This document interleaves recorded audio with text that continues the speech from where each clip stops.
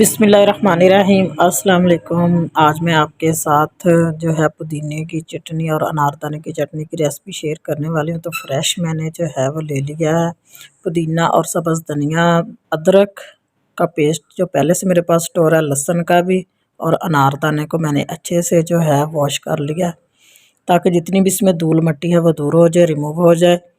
और साथ ही जो है लहसुन और अदरक का पेस्ट भी है, और मैंने इसको भी पुदीने की भी पत्ते जो हैं वो उतार लिए हैं, अच्छे से मैंने वॉश कर लिया इसे। तो अभी जो है लेंगे, पहले तो मैंने आपके साथ पहले भी एक अदरक पुदीना और अनारदाने की रेसिपी चटनी मैंने आपके साथ शेयर की थी, लेकिन वो मैंने एक देसी तरीके से की थी। लेकिन अभी जो है मैं अब जो आपके साथ शेयर कर रही हूँ ये सब्ज़ मिर्चें में है, जो शेयर कर रही हूँ वो हम ग्राइंडर में बनाएंगे। तो अभी चॉपर वाली छोटी डिब्बी हमने ले ली है। तो इसमें जो है जितना भी पुदीना और सब्ज़ धनिया है वो इसमें हमने ऐड कर देना है, और आपने तमाम स्टेप को अच्छे से फॉलो करना है ताकि कोई पार्ट जो है वो अंदर से मिस ना हो। तो अब इसमें अनारदाना डाल देंगे, और चैनल को भी जल्दी से सब्सक्राइब कर लिया करें, वीडियो को लाइक एंड शेयर भी कर दिया करें।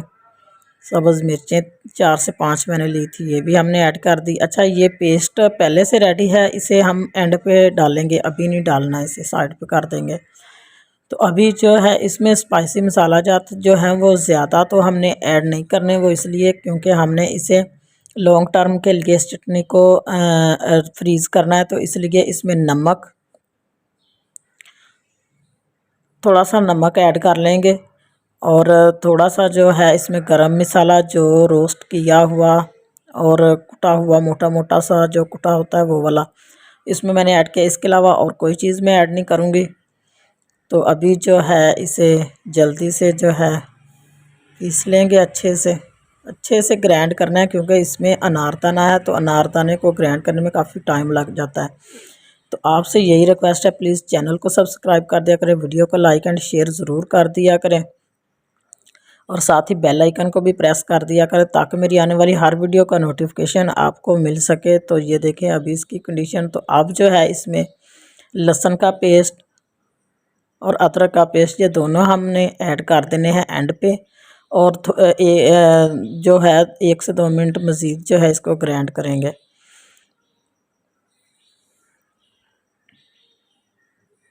तो अभी आप देख सकते हैं कि माशाल्लाह से हमारी जो ग्रीन चटनी है वो बिल्कुल रेडी हो चुकी है। मैं अभी आपको अंदर से दिखाऊंगी कितना ज़बरदस्त जो है चटनी जो है हमारी रेडी हो गई है। ये देखें माशाल्लाह से। तो आप इसे स्टोर कर सकते हैं 1 माह के लिए, 2 माह के लिए, कोई मसला नहीं। जब भी आपने तो अभी मैं इसे बोल में शिफ्ट करती हूँ और आपको फिर दिखाती हूँ कि इसको आपने किस तरीके से जो है इसे यूज़ करना है ग्रीन चटनी को। अब वैसे तो आप दही बल्लों में, चना चाट में, इसके अलावा जो है अगर रायता बनाना हो उसमें इस्तेमाल कर सकते हैं। बहुत ज़बरदस्त है मैदे के लिए, पुदीने की चटनी बहुत ज़बरदस्त होती है, और अनारदाना भी मैदे के लिए बहुत ज़बरदस्त है। लहसुन और अदरक जितनी भी चीज़ें हमने इसमें ऐड की हैं बहुत ज़बरदस्त है। तो अभी जो है 2 टेबल स्पून इसमें दही हम ले लेंगे, प्याली मैंने लिया, इसमें दही लेंगे, और इसमें थोड़ी सी जो है ग्रीन चटनी हमने ऐड कर लेनी है।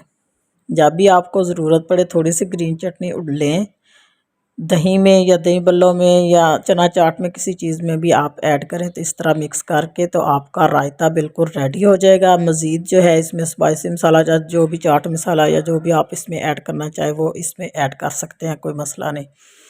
तो ये जो है ये आप आसानी स्टोर कर सकते हैं लॉन्ग टर्म के लिए, लॉन्ग टाइम के लिए इसे स्टोर कर लें। तो उम्मीद करती हूँ कि आपको मेरी ये चटनी की रेसिपी ज़रूर पसंद आई होगी। तो जिस तरह आपने पहले मेरी वीडियो को इतना ज़्यादा प्यार दिया, इस तरह इसको भी दीजिएगा। खुदा हाफिज़।